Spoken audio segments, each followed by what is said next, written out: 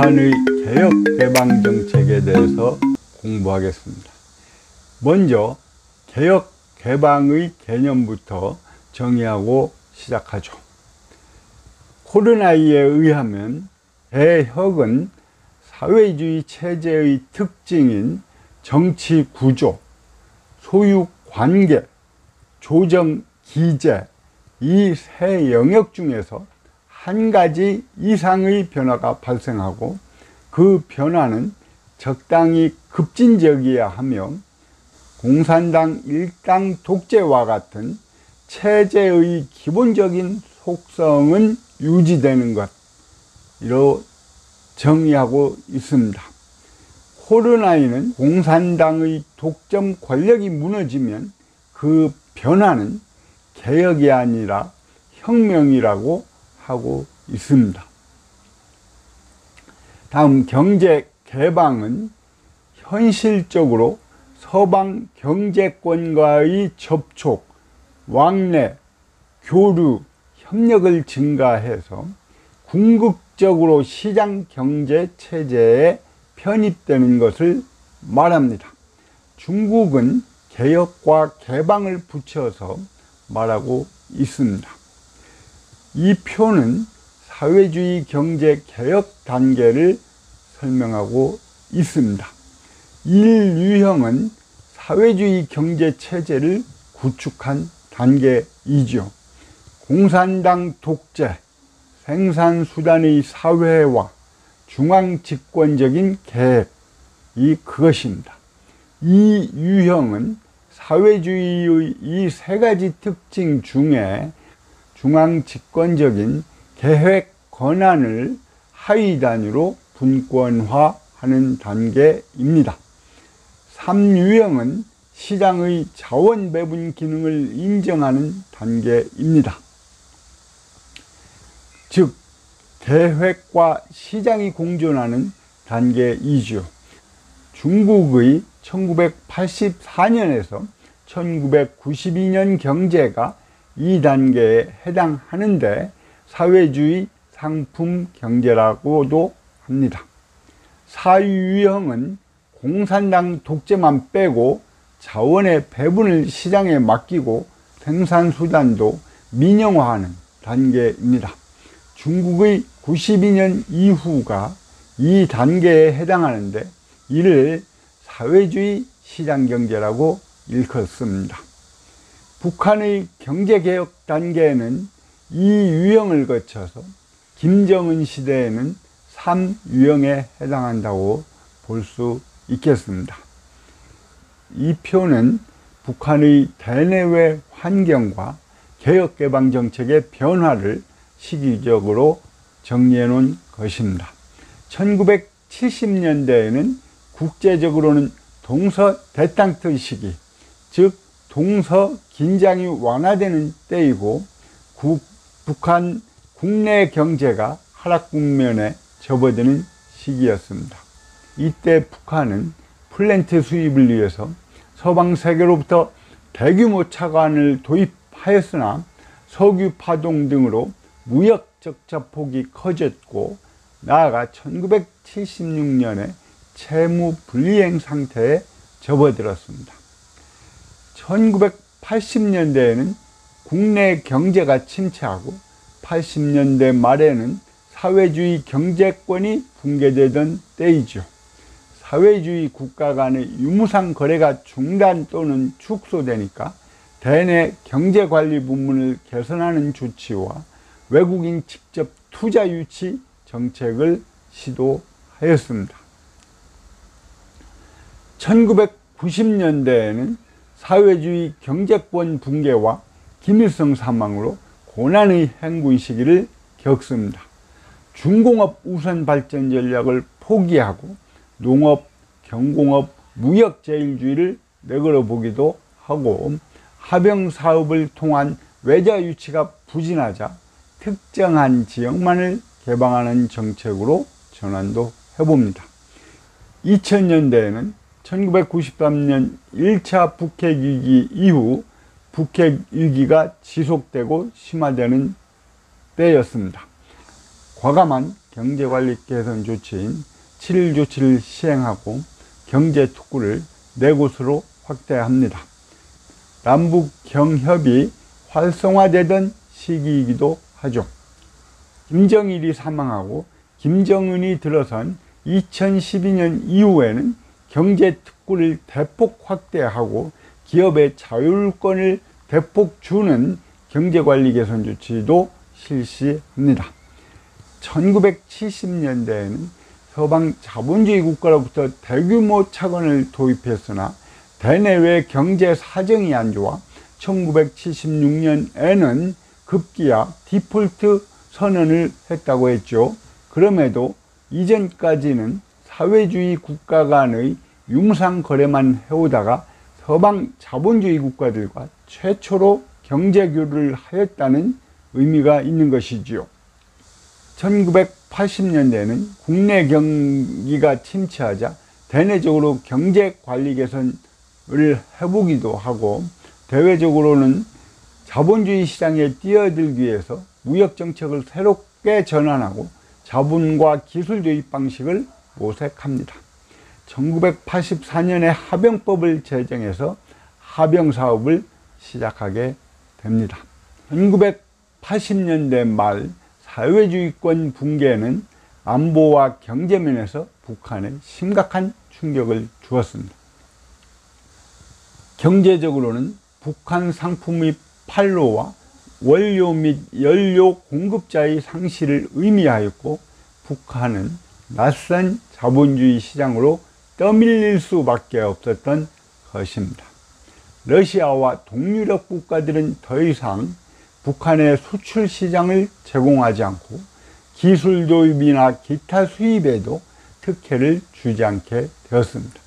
그리고 중국 또한 북한과 거래하는 석유 및 다른 수출품의 시장 가격을 요구하기 시작한 것이지요. 북한은 사회주의권 붕괴 과정을 지켜보면서 사회주의 개혁에 대해서는 강한 거부감을 표명하고 대외 개방에 대해서는 긍정적인 인식을 갖게 됩니다. 안보 차원에서는 경제군사 병진 노선을 유지하고 핵무기 개발을 추진합니다. 그리고 사회주의권 붕괴 물결에 대한 체제 고수 논리로서 우리식 사회주의를 제창합니다. 우리식 사회주의는 1991년 5월 김정일이 제기한 것인데 일당 독재, 중앙집권적 계획경제 등을 끝까지 고수하겠다는 것입니다. 우리식 사회주의는 노동계급의 요구를 가장 철저히 구현하고 있는 사회주의이며 주체사상은 노동계급의 요구를 반영한 혁명사상이라는 것이지요. 사회주의권 붕괴로 인한 경제난에 따라 기존 경제발전 전략을 수정합니다. 첫째, 하병사업을 통한 외자 유치가 부진하자 특정한 지역만을 개방하는 정책으로 전환합니다. 1991년 12월 라진 선봉지대를 지정합니다. 이는 특정 지역에 한해서 자본주의 시장 경제 원리를 도입했다는 점에서 획기적이었다고 볼 수 있습니다. 둘째, 중공업 이주 경제발전 전략을 포기하고 농업, 경공업, 무역제일주의로 전환을 하죠. 그러나 이 3대 제일주의는 효과를 거두지 못했습니다. 2000년대 이후에 북한의 대내외 환경은 북한의 핵개발 진행과 이에 대한 국제사회의 제재 심화로 요약할 수 있습니다. 2011년 12월에 김정일이 죽고 김정은의 시대가 열리기도 하였지요. 개혁은 보다 과감해지고 개방은 확대됩니다. 북한은 변화하는 현실에 맞추어 여러 차례 경제관리 방법을 고쳐왔습니다. 사회주의 원칙을 지키면서 실리를 얻을 수 있는 방향에서 사회주의 경제체제에 자본주의적인 요소를 적용해 보는 것이었지요. 하지만 번번이 후퇴하는 과정을 되풀이해 왔습니다. 자본주의 바람, 그들은 황색 바람이라고 하는데 이를 차단하려는 조치였던 것입니다. 따라서 개혁정책은 톱니바퀴와 같이 시행과 후퇴를 반복해 왔습니다. 그렇지만 조금씩 개선되고 있다는 게 제 판단입니다. 이를 그림으로 표현한 것이 이것입니다. 북한의 개혁정책 중에서 가장 대표적인 것이 2002년의 7.1 조치입니다. 그 의의와 주요 내용 그리고 평가 순으로 살펴보겠습니다. 2002년의 7.1 조치는 변화하는 현실에 맞게 경제관리 방법을 과감하게 고친 것입니다.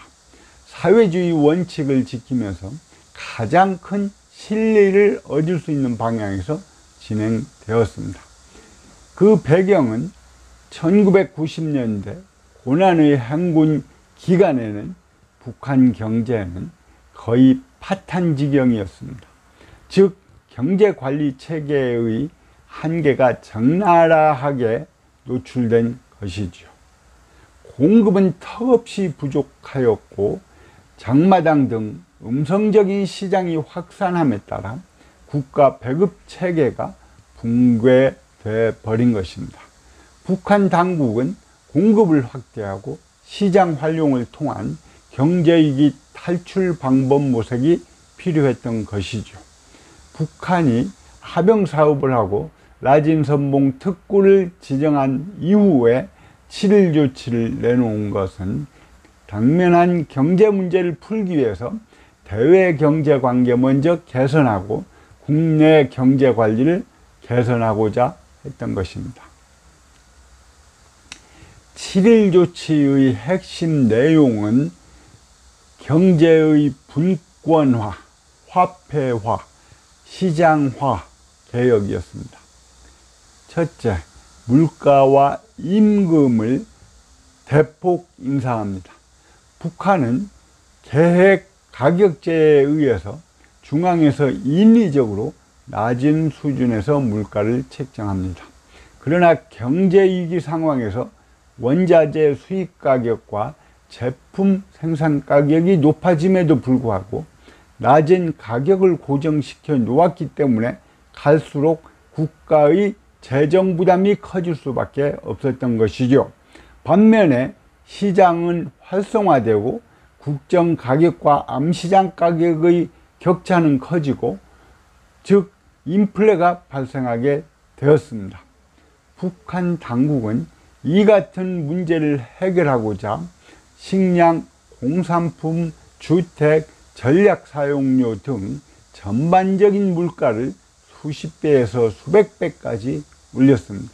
그리고 이에 맞추어 임금도 평균 18에서 25배 정도 올림과 동시에 임금 지급 방식도 노동 생산성과 공장 기업소의 수익 등에 따라 차등 지급하는 방식으로 바꾸었습니다.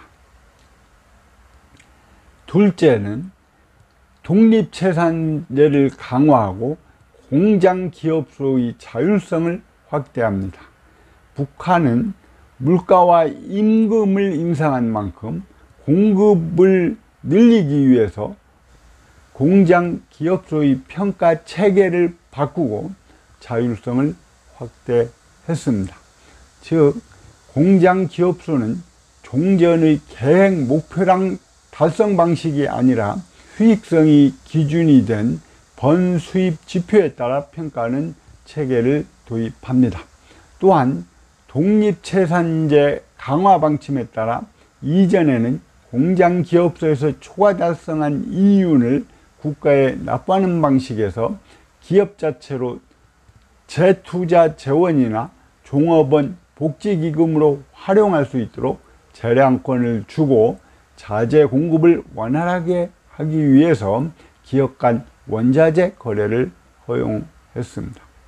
셋째, 농업 부문도 분조 규모를 축소해서 분조관리제 중심으로 협동농장을 운영하고 초과 생산물을 처분할 수 있도록 허용하는 등 자율성을 확대하였습니다.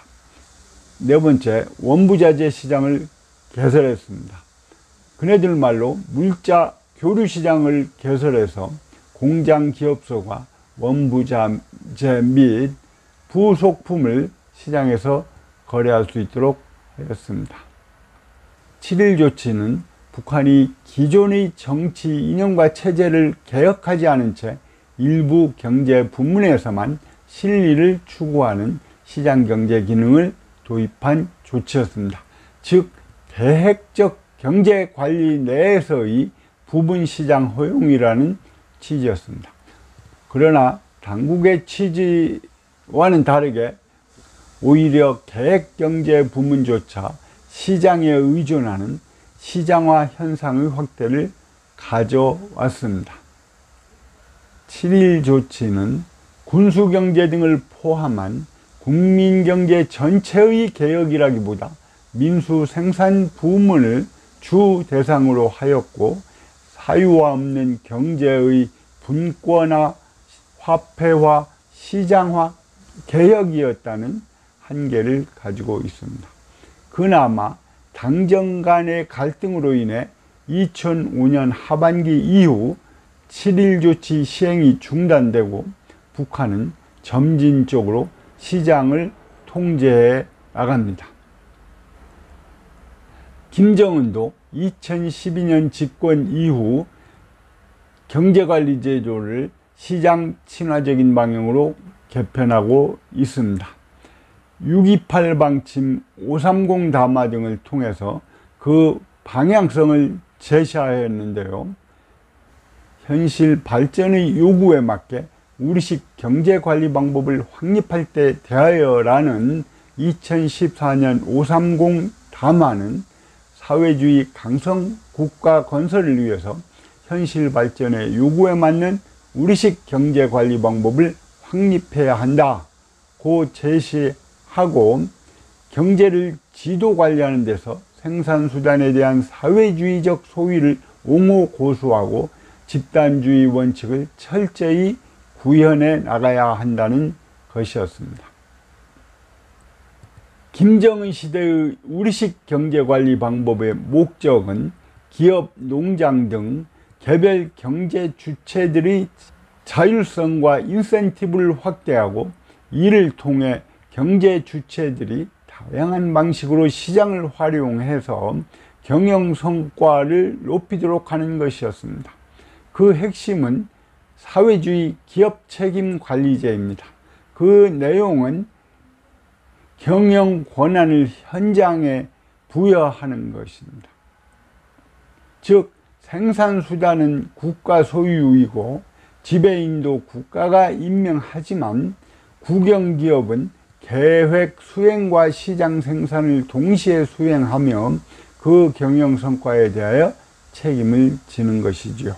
북한에서는 기업 책임관리제를 공장, 기업소, 협동단체들이 생산수단에 대한 사회주의적 소유에 기초해서 실제적인 경영권을 가지고 기업 활동을 창발적으로 하여 당과 국가 앞에 지닌 임무를 수행하며 근로자들이 생산과 관리에서 주인으로서의 책임과 역할을 다하게 하는 기업관리 방법이라고 설명하고 있습니다.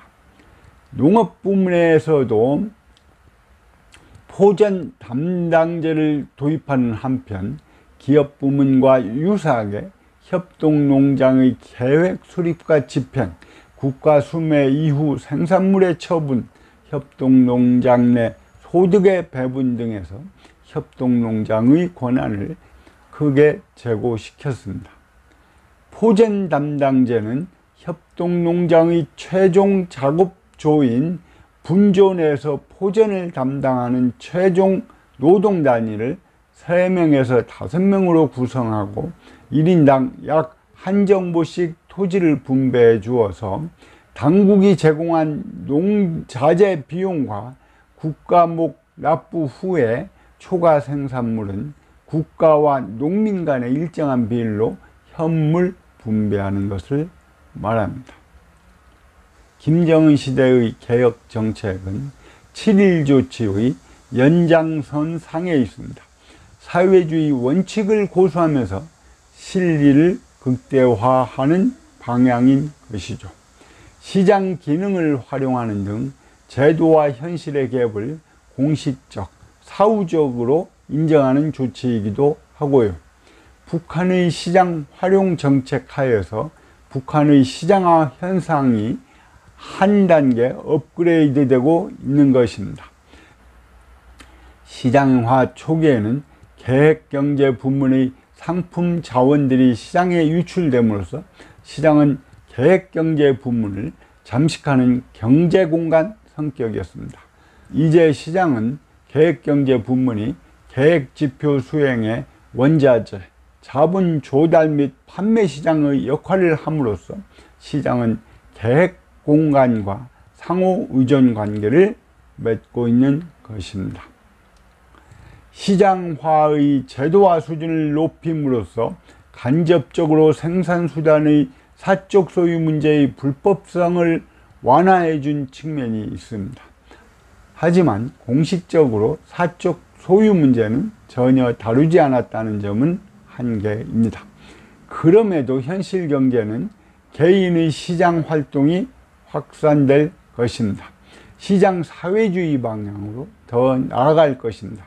당국은 사회주의 원칙을 고수하면서 실리를 극대화하는 방향으로 추진하지만 현실 경제에는 개인의 시장 활동이 확산될 것이기 때문입니다. 북한은 1980년대 중반에 외국 자본을 유치하기 위해서 합병 사업을 시작하였으나 그 실적이 지지부진하였지요. 그래서 90년대에는 황색 바람도 차단하고 외자 유치도 하기 위해서 특정 지역만 개방하는 특구 정책을 시도하게 됩니다. 그것이 2000년대에 와서 4개의 경제특구로 발전하죠. 김정은 시대에 들어와서는 경제특구를 대폭 확대하는 적극적인 개방 정책을 추진하고 있습니다. 이와 같은 북한의 개방 정책은 시기별로 계단식으로 확대해 왔습니다. 그림이 그것을 보여주고 있죠. 개혁 정책은 톱니바퀴형으로 후퇴를 거듭하면서 조금씩 확대되고 있다고 설명한 바 있죠. 북한의 외자 유치를 위한 대표적인 개방 정책이 합병사업과 특구제도입니다. 합병사업이 무엇인가? 기술과 외자를 도입하기 위해서 북한 경제 주체와 외국인이 공동으로 투자해서 사업을 한다는 것입니다. 그러나 그 실적은 미미했죠. 왜 그랬을까요? 외국인들이 투자를 꺼렸기 때문이죠. 여러 가지 이유가 있습니다. 고용관계라든지 기반시설 등 투자 여건이 열악했죠. 게다가 북한 당국이 황색바람을 경계한 것도 원인이 되었죠. 어쨌든 합병사업은 북한이 최초로 외국인 직접 투자 유치를 추진한 것이라는 점에 의미가 있습니다.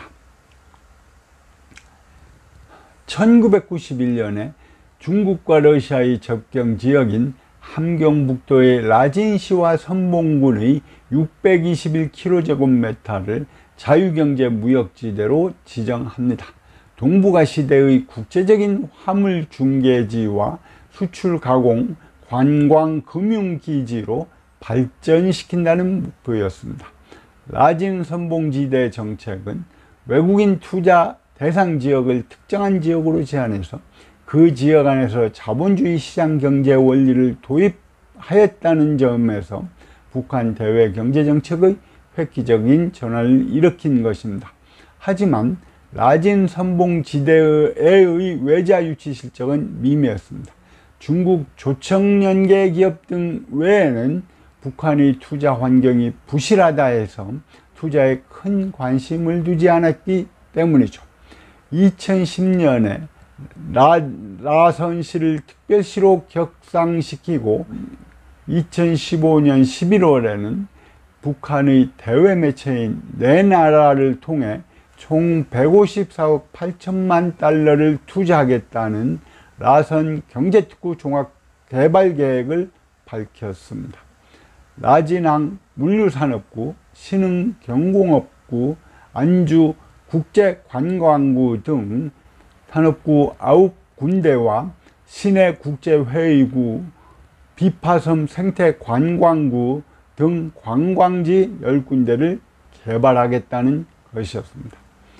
북한은 1991년에 라선특구를 시작해서 2015년에 종합계획을 다시 수립하여 외자유치를 적극 추진하고 있습니다. 하지만 여전히 외자유치 실적은 저조합니다. 특군의 기업 수는 북한 기업이 120여 개, 외국 투자 기업이 150여 개 등이며 외국 투자 기업은 대부분이 중국 기업인 것으로 알려져 있습니다. 이와 같이 외국 투자가 저조한 원인으로는 인프라가 미비되어 있고 과도한 행정 통제 그리고 북핵 문제 지속에 따른 국제사회의 제재와 불신 등이 그 요인이 되겠습니다. 라진 선봉지대는 중국의 경제특구 방식을 모방한 것입니다.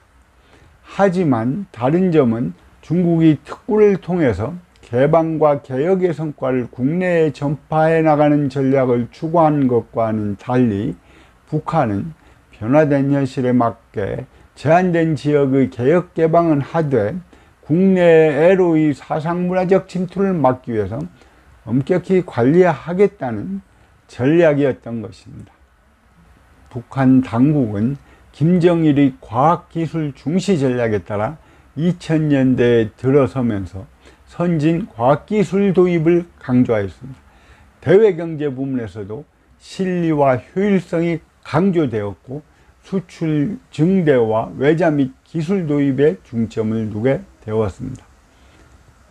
이와 관련해서 2002년에 신의주 특별행정구 금강산 관광지구 대송공업지구를 지정하여 경제특구를 확대하였습니다. 이 시기는 북한이 대내적 개혁 조치를 할 수 있는 7.1 조치를 내놓은 직후입니다. 북한의 경제 전략은 내부 경제 개혁과 대외 개방 확대의 두 바퀴를 돌려서 침체한 경제를 활성화하고자 한 것입니다. 그래서 경제특구를 4군데로 확대하면서 종래 라진 선봉지대에 비해 훨씬 개방적이고 시장 지향적인 법제를 갖추게 됩니다. 신의주 특별행정구는 중국의 중앙정부와 홍콩의 관계와 같은 일국 양제를 도입하려는 것으로서 북한 내부에서 자본주의 실험을 본격 시도하겠다는 파격적인 조치였습니다.